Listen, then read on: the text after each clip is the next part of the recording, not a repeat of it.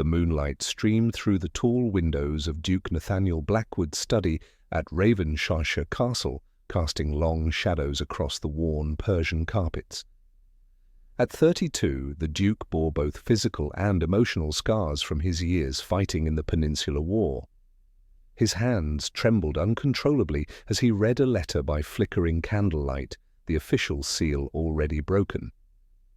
The parchment contained news that his former comrade, Lieutenant James Harrington, had taken his own life, unable to bear the nightmares that plagued all who had witnessed the horrors of that Spanish village where French troops had slaughtered innocent civilians under British protection.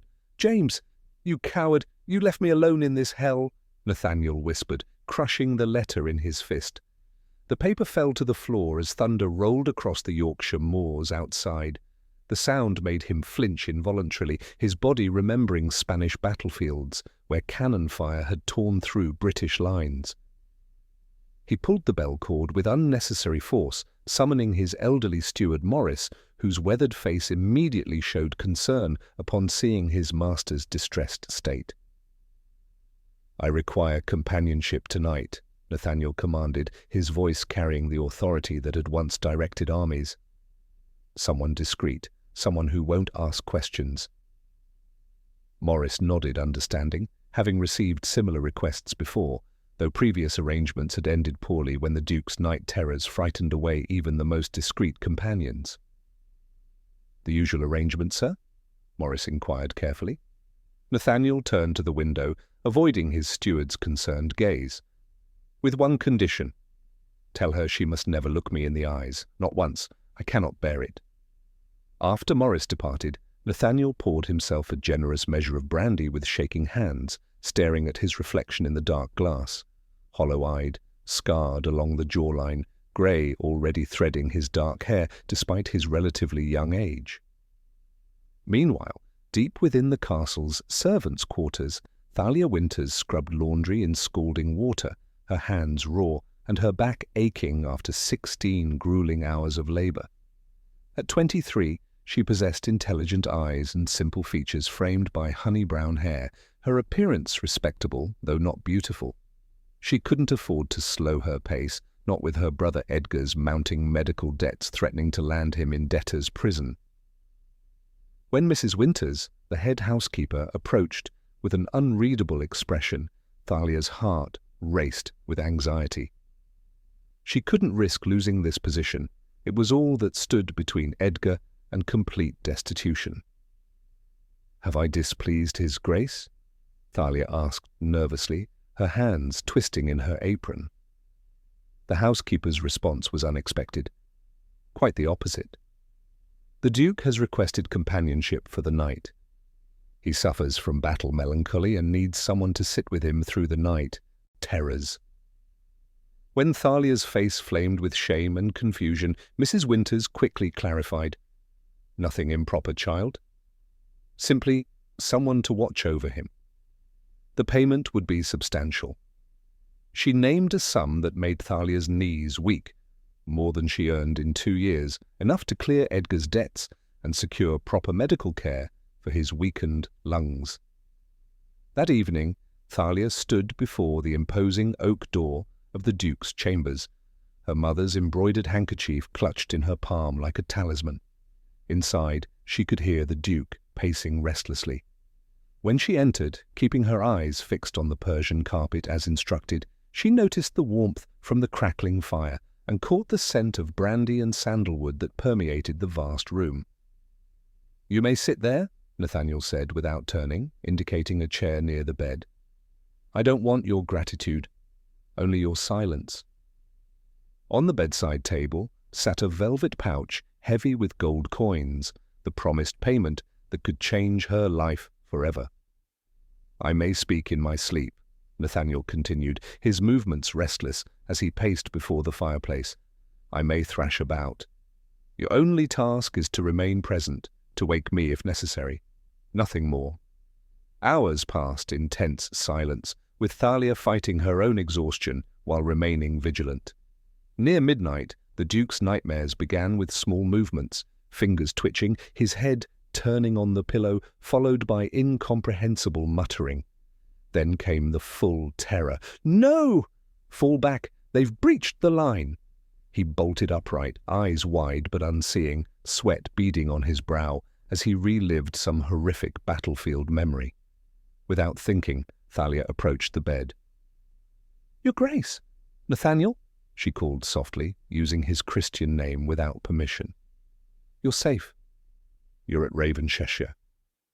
For an instant their eyes met across the candle-lit room, and she glimpsed the naked anguish in his expression before quickly looking away, remembering the cardinal rule. "It's all right," he interrupted when she began to apologize. "Just sit closer."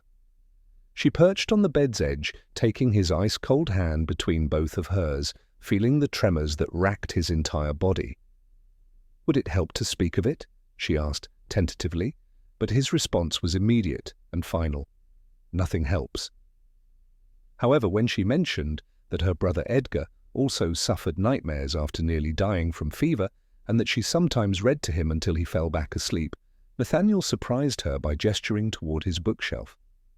She retrieved a leather-bound volume of poetry and began to read, her voice soft in the quiet room, stumbling occasionally over unfamiliar classical references.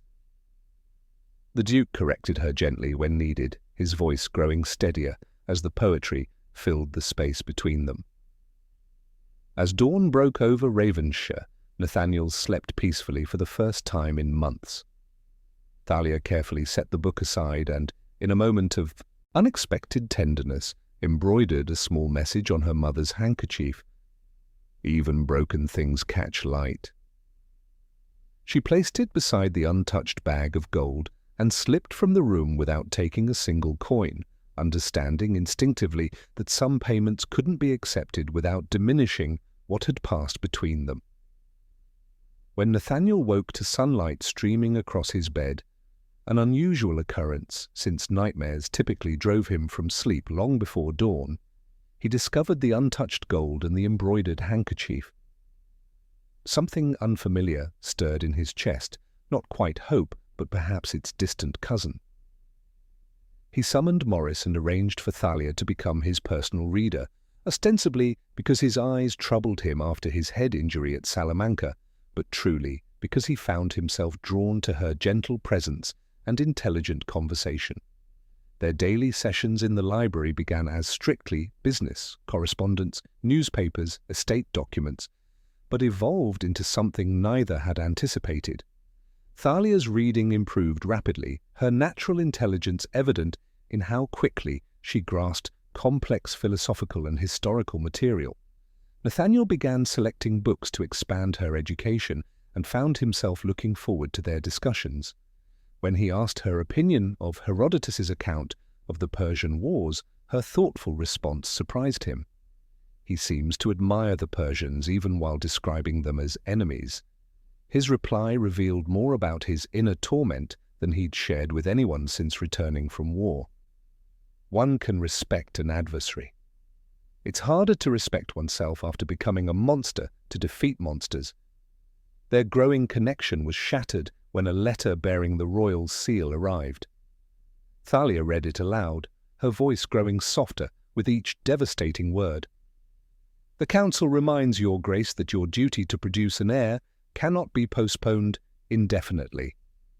Lady Cordelia Harrington has been deemed a suitable match. The Crown expects this matter to be settled before Christmas." Silence fell between them like a stone into still water. Nathaniel turned to the window, his shoulders rigid. "A suitable match for the dukedom, perhaps," he said bitterly. "But I am not merely a title to be perpetuated." That night, alone in her small servant's room, Thalia faced the painful truth she'd been avoiding. She was falling in love with a man who could never be hers. Worse, she suspected he might harbor feelings for her as well, evidenced by his lingering gazes and the gentle brush of his fingers when they passed books between them. The Royal Council's letter was a stark reminder of reality. Nathaniel would marry Lady Cordelia or someone like her, produce heirs, and fulfill his ducal obligations. Thalia would be what? A shameful secret, a memory to be forgotten. The next morning brought news that Edgar's health had improved significantly under the care that Nathaniel's generous salary had provided. It was the sign Thalia needed. She had saved her brother. Her duty was fulfilled. Now she needed to save Nathaniel from himself and from the scandal that would erupt if their growing attachment became known. She composed her resignation letter, placed it in Nathaniel's favorite book along with her mother's handkerchief, and returned to the servants' quarters, ignoring curious glances and whispered questions. Their final session proceeded normally, though Thalia's heart ached with each passage she read. Nathaniel mentioned his upcoming dinner with the Earl of Westmoreland and Lady Cordelia, watching Thalia carefully as he spoke. "Lady Cordelia is accomplished in music and French," he said. "Perfect Duchess material by all accounts." Thalia's voice remained steady as she replied, "I'm sure she'll make you very happy, Your Grace." When the clock struck 5, she closed the book with finality, curtsied one last time, and whispered too softly for him to hear, "Goodbye, Your Grace." 3 days later, Ravenshoe Castle blazed with light as carriages deposited the cream of Yorkshire society at its doors for the grand ball, where everyone expected the Duke would announce his engagement. From her position, serving refreshments in the corner, Thalia watched Nathaniel enter with Lady Cordelia on his arm. The potential Duchess was everything Thalia was not: tall, classically beautiful, dripping with pearls, her golden curls arranged fashionably beneath a diamond tiara. Only Thalia could detect the tension in Nathaniel's jaw and the slight tremor in his left hand that signaled his deep discomfort among the crowd. Throughout the evening, Nathaniel performed his duties as host flawlessly, though he never smiled once. Lady Cordelia fluttered at his side, laughing too loudly and touching his arm possessively. Near midnight, the Earl of Westmoreland tapped his glass for attention. The music ceased, and the assembled guests turned expectantly toward where Nathaniel stood, with Lady Cordelia and her father. Thalia gripped her serving tray so tightly her knuckles whitened, preparing for the moment that would sever whatever fragile connection remained between them. "Friends," the Earl announced, "I believe His Grace has an important declaration to make." The Duke stepped forward, his expression grave, his eyes scanning the crowd slowly and deliberately until they found Thalia in her corner. For a breathless moment, their gazes locked across the expanse of silk, crystal, and titled nobility. "I do indeed have a declaration," Nathaniel began, his voice carrying clearly, though perhaps not the one expected. What followed shocked the assembled nobility to their core. Instead of announcing his engagement, Nathaniel delivered an impassioned speech about duty, sacrifice, and the cost of living in shadows. "For years I have done my duty to crown and country," he declared. "I have bled for England, killed for England, and nearly died for England. I have sacrificed my peace, my health, and very nearly my sanity. In return, I am told I must now sacrifice my heart. I find I no longer have the stomach for such sacrifices." With purposeful strides, he crossed the ballroom toward Thalia, the crowd parting before him in stunned silence. He stopped directly before her, heedless of hundreds of watching eyes. "You left," he said simply. "I had to," she whispered back. "For your sake." He withdrew her embroidered handkerchief from his coat. "You returned this, but kept a piece of me with you." Turning to face the assembly while keeping Thalia at his side, he made his final declaration. "This woman has done what your medicines and sympathy could not. She has reminded me that I am more than my title, more than my scars, more than the nightmares that haunt me." The ballroom erupted in chaos, ladies fanning themselves frantically, gentlemen arguing about propriety and scandal, the Earl of Westmoreland leading his humiliated daughter from the room while promising retribution. Amidst the commotion, Nathaniel took Thalia's hand. "Come with me," he murmured. When she asked where, he replied, "Anywhere." "Everywhere. The choice is yours." Looking around at the outraged nobility and the life she had always known crumbling around her, then at the hope shining in Nathaniel's eyes, she made her decision. The library. To start. In the months that followed, the scandal that erupted was everything Thalia had feared, but Nathaniel remained unmoved by society's disapproval. They married quietly in Ravenshire's small chapel, attended only by Edgar, Morris, Mrs. Winters, and a handful of loyal servants. Freed from society's expectations, they reimagined what nobility could mean, establishing a school for tenants' children, converting the East Wing into a recovery home for wounded soldiers, and hosting salons where ideas, rather than bloodlines, determined one's welcome. On the anniversary of their first night together, Nathaniel presented Thalia with the volume of poetry she had read to him during his darkest hours. Inside, his inscription read, "Even broken things catch light. You taught me this, and in doing so, made me whole again." As moonlight spilled across their bed that night, the velvet pouch of gold coins, never spent, never returned, sat on a shelf nearby, a reminder that some things of true value could never be purchased, only freely given. In peaceful sleep, their hands remained linked, a connection that had transformed them both and proved that love could indeed conquer the rigid barriers of Regency society.